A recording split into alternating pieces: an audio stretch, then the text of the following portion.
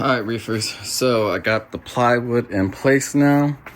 As you can see, I've got the Harbor Freight anti-fatigue mat screwed in so it doesn't move around on me, and nice and smooth surface for the tank to sit on. As you can see, I cut the hole big enough so that way it clears the bulkhead. I zip tied this board to here so that way this board doesn't slide when we're trying to put the tank on. So because I want it to be even with this right here. And this side here, I couldn't zip tie it. So what I did was I took a 1-inch pipe and stuck it right back there. And that actually makes it perfectly even to here so it doesn't slide. So, looking good. So now I just need to go find some help to carry the tank and put it on. I went ahead and already actually was able to carry it and put it up there so that way not bending over too much. So I'm gonna call a buddy to help me lift it up and carry it on here. Over here you can see down here I did cut the wire more so that way it clears, so that should be more than enough clearance for the bulkheads. So almost there. All right, see you in a bit. Bye. All right, kids, I'm about to attempt to move my tank that's sitting right there on the stock tank, and I don't have anybody to help me since it's really late at night. So I'm gonna attempt to move it onto that rack by myself. I should be able to lean each end onto there, get this end onto that rack, and then push it over. So hopefully it works. So let's see.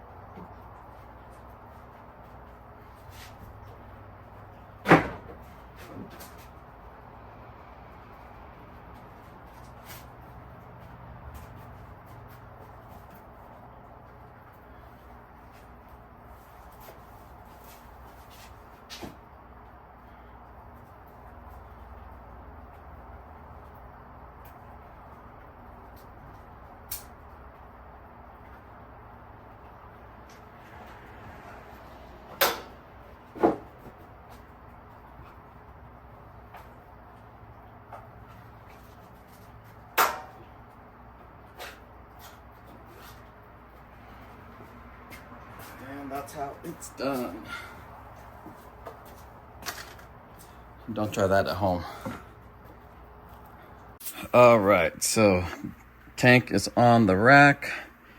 Now I did place the bulkheads into the bottom right here. So the setup is going to be that one there is the return, drain, drain, drain, and another return. Drains are 1 inch and the return is 3/4. And if you look down here, I got all the bulkheads in already. There's the drain, there's the return, drain, drain, drain. Then another returns on the other side. So that's what it looks like there. And then over here, this is where the other bulkhead is for each side there. So I have these. So this one, it's a slip bulkhead there on this side, and then on the flange, it's threaded, so that way I can add a lock line to it. So let's see if I can get my phone here. So let's see. There we go. Twist it.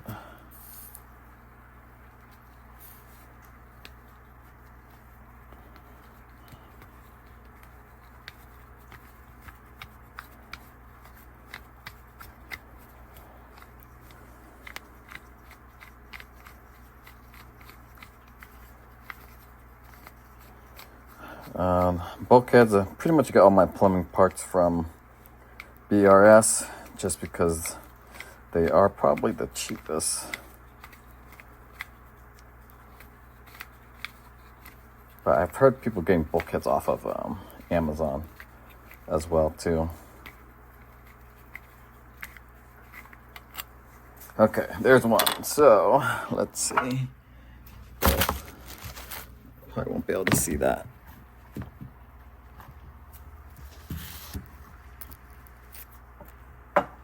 Okay, so this one here, I'm gonna place it in here on that side, and then screw it in, hold it here, and I'll just show you guys one side.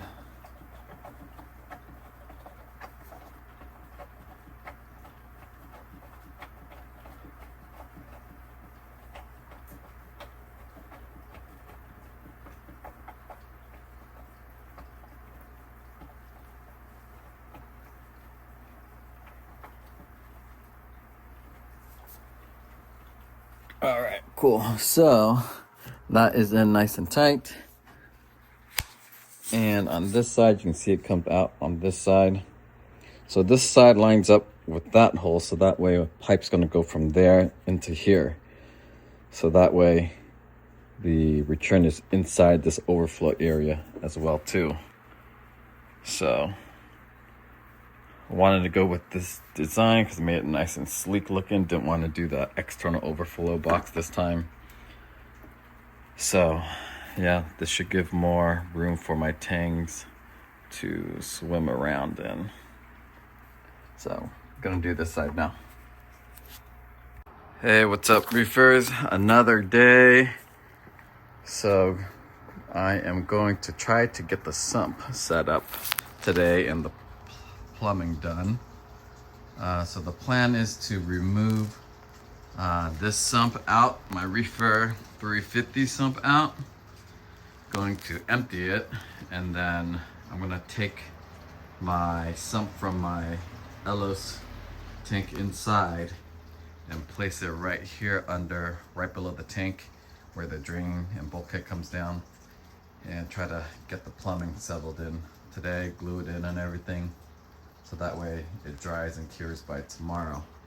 So that way I can start doing the sand and rockscape and everything. But yeah, that's the plan. over the weekend I did get this crushed coral from a tank breakdown, but I think after after looking at some tank pictures on Instagram and everything, and I think I like the look of sand better. I think that's the look I'll be going for, with sand and tonga branches in here to keep a nice open aquascape look. Trying to make it look like that one tank online. If you guys probably know, it's an Emo Ocean.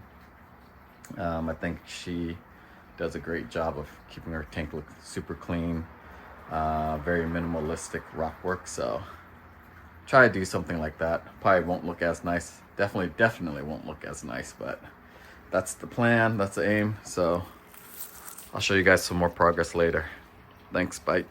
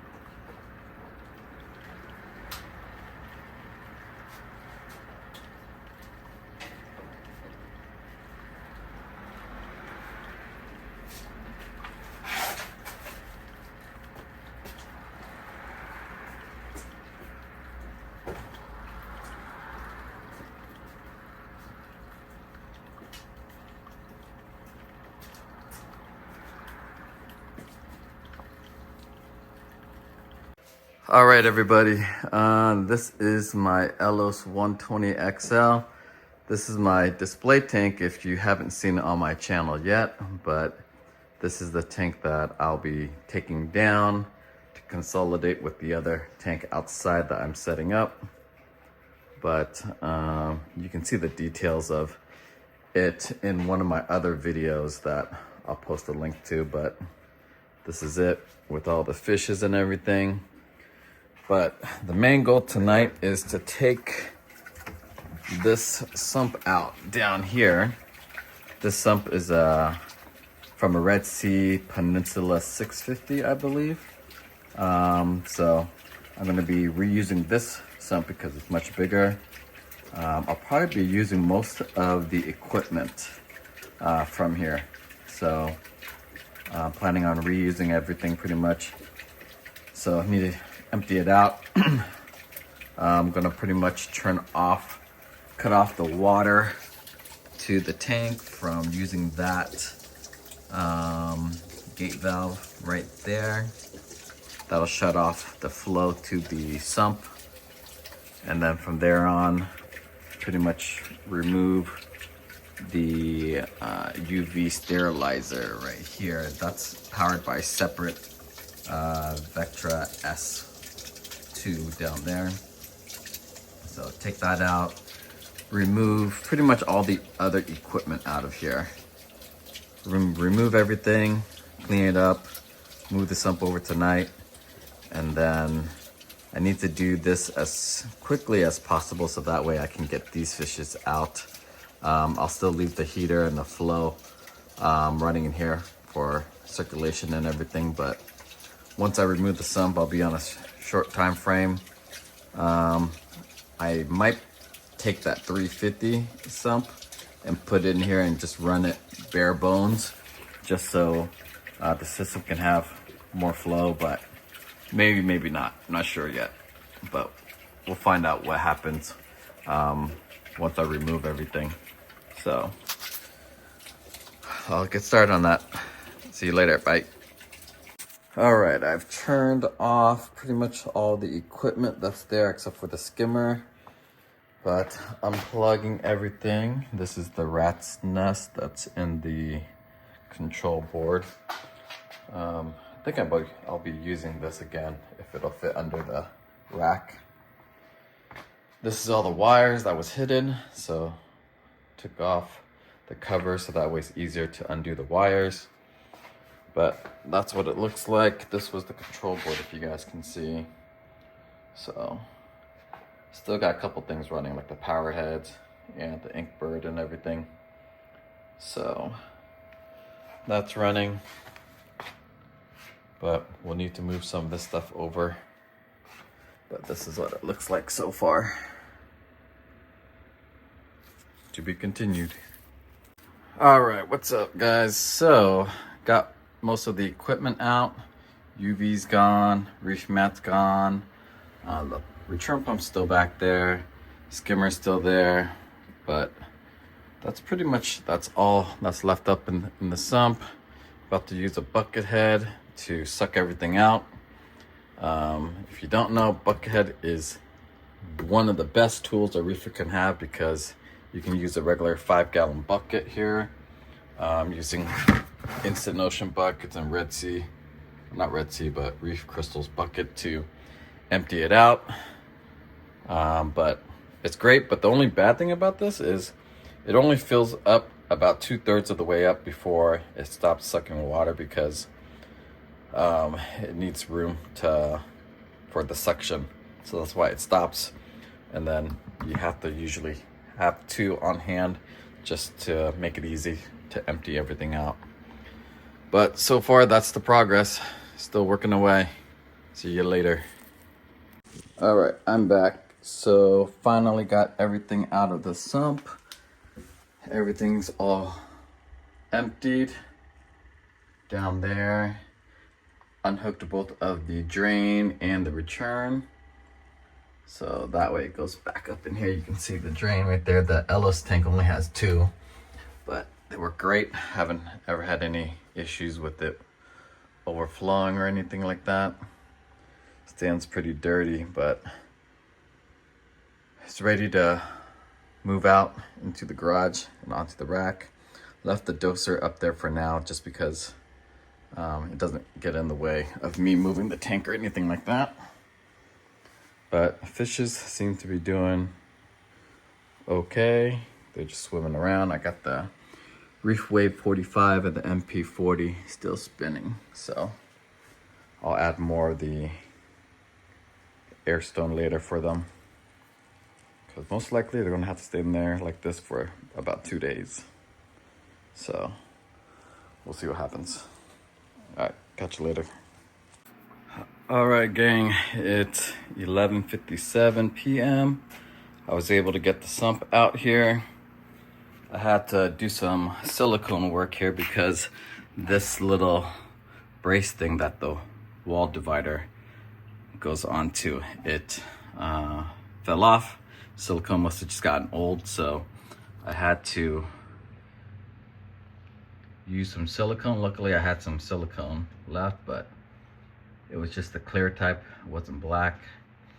Not a bad job, but, and I put some over here as well too, just to hold on both sides, and did another bead or line of silicone on this side to hold it in place. Because what happens is this divider wall, you can pull it up and make this compartment much bigger if I wanted to, but this over here is big enough for my Reef Octopus INT 200, I believe.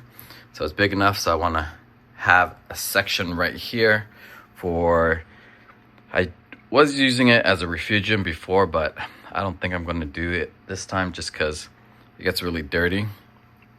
So I have this side here is going to be where the reef mat is. This side, I think I might try to keep some frags down here. So we'll see, maybe some anemones or some sort of frags. But I think this section right here, I'm gonna make it like a frag tank, possibly. But refugium's just way too, gets way too messy with detritus and everything. Or I might just try to figure out a way to grow macroalgae down here, but make it much cleaner looking. But who knows, we'll see.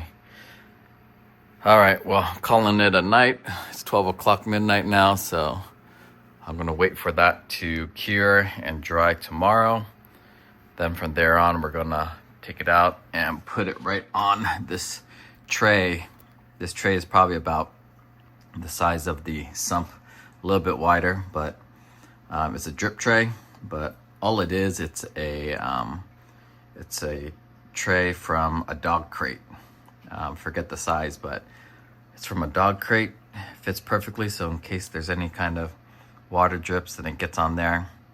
But it's in the garage now, so it kind of doesn't really matter anyways, but I should be able to get it under there, under the tank tomorrow. And then we'll do some plumbing and then wait another day for it to dry. And then we'll put in the sand and the rock work. I'm not sure what rocks I'm gonna use yet. Definitely, I know I'm gonna use some of the Tonga branches I have. But yeah, and then down here is I have a section right here. I think this will be wide enough for the electronics cabinet I have, but I don't know if I will use it or not, because this time around, I think I'm gonna try to use the hydro system that I have. So try it out and test it, see how I like it compared to Neptune Apex. So that is the progress today. Thanks for watching. Subscribe if you haven't to my channel yet, like, and my Instagram is pretty much the same, SupraSaltyReefer. But thanks for watching. Bye. Here is one last video for the night. Just topped off the water in my stock tank. I'm holding all the fishes and everything from the 60-gallon frag tank. But as you can see here, I've got baskets of mackerel, feather caulerpa. I think I got some shrimps in there. I got pistol shrimp in there as well too. I got some anemones in here and more macro, biomedia from my Ellis tank. try to diversify the bacteria and everything. Got the pump down there, 2 air stones going. As you can see, some of my tangs and my wrasse are down there. Harlequin tussles right there. But so far, it looks like they are doing well. And then the temperature, I think we're showing 77.6, which is great. But it usually goes up higher when I put the moving blanket over it. Gets up to 78, which is what I want. But today is Monday, well, technically Tuesday now, but they've been in here since Friday. So it's been a few days, but trying to move them over on Wednesday or Thursday, so it'll be about a week when they're in here. So hopefully no casualties, but you know, main thing is the tangs. Hopefully they survive. So hopefully we'll see how it goes. Thanks, bye.